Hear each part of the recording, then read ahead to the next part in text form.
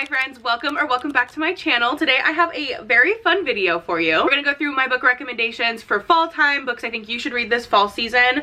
I have 3 romances, 3 dark romances, and 2 thrillers. I think at least. We'll see. I have my huge chunky blanket from Costco, a candle going, and an iced coffee. So we are ready and let's get into it. We are going to start with romance. The first book I want to talk to you guys about is Nightshade by Autumn Woods. So obviously this is a romance read, but it's giving gothic, academia, murder mystery-esque vibes, but it's not a fantasy. I'm also saying that because this has been in the fantasy section at my Barnes & Noble, so if you go to Barnes & Noble and it's in the fantasy section, it is not fantasy. It's just romance. Our female main character is Ophelia, and she is attending Sorrow Song University in the Scottish Highlands, but she's really only there to uncover truth about her parents' death. But then she meets Alex, who turns out to be the son of the man she suspects has something to do with her parents' death. Alex also goes to the university, and obviously when she finds out who he is, she immediately doesn't like him, so it is giving hate to love, enemies to lovers. This book also has that suspense mystery subplot as well, which I personally really love in romance books. These two had me giggling, kicking my feet. They have like text messages exchanged between the two of them in the book, and it is so cute. I love them. Also, as you can tell, the cover is stunning. Be aware that it does end on a cliffhanger, but I do follow Autumn Woods on Instagram, and she is teasing the second book like crazy, and I cannot wait. My next book recommendation is actually a series, and it is the Eden series by Devney Perry. This series follows 6 siblings that each have their own book on their love story.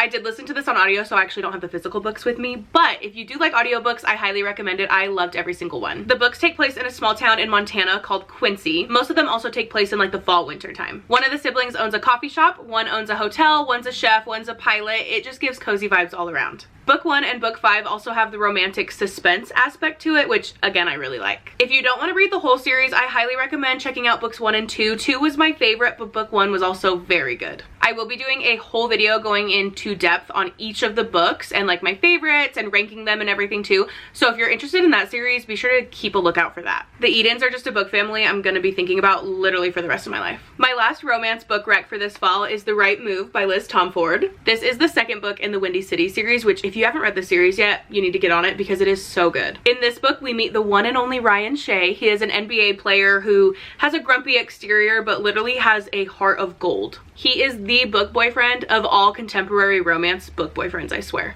Our female main character is Indy, who is also one of my favorite FMCs of all time. Indy is Ryan's twin sister Stevie's best friend. After getting out of her relationship with her boyfriend, Indy is needing a place to stay. Stevie offers her brother's place because he has an extra bedroom. Even though he says no, she convinces him and Indy has to move in. Cue forced proximity, which is one of my favorite tropes. On top of that, Ryan is looking to impress his team's general manager, and to do that, he tells them that him and Indy are dating. Cue fake dating, which is another amazing trope. One thing you need to know about Ryan Shea is he is an active service king. Without spoiling anything, I need to tell you a few of the things he did for Indy because I want you to read this book, and if this will convince you, I have done my job. He takes care of her when she's sick. He bought her purple bed sheets like 2 days after she moved in because her favorite color is purple.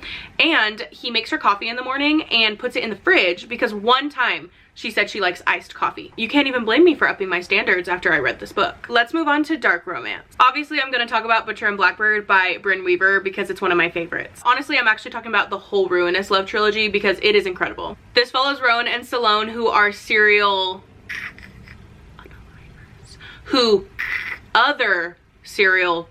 unalivers. Hopefully that made sense. The two of them form an unlikely bond, which turns into a friendship, which obviously turns into a relationship. This whole series is pretty gory, so if you don't like that, I probably wouldn't read it, but I think these are so fun.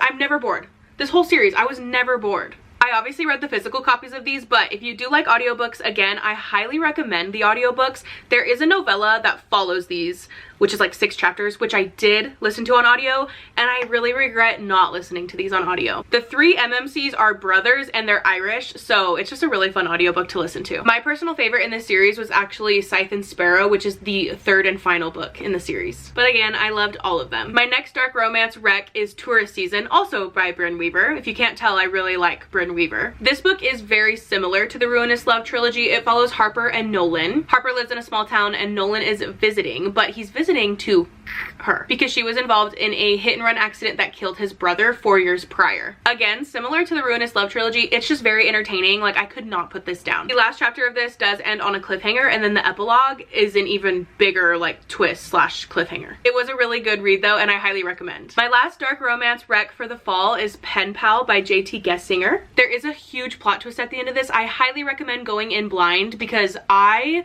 had to like set this down and stare at the wall for 20 minutes afterwards. This is the first book I had to put down because the spice was so crazy. But just skip those parts because the ending of this is insane. This is definitely the craziest plot twist I have yet to read. Last but not least, let's get into my thriller book recommendations. I do want to preface this by saying I mostly read romance, so my thriller taste might be very beginner. If you read a lot of thrillers, I'm sure you've already read these or you hear about them all the time.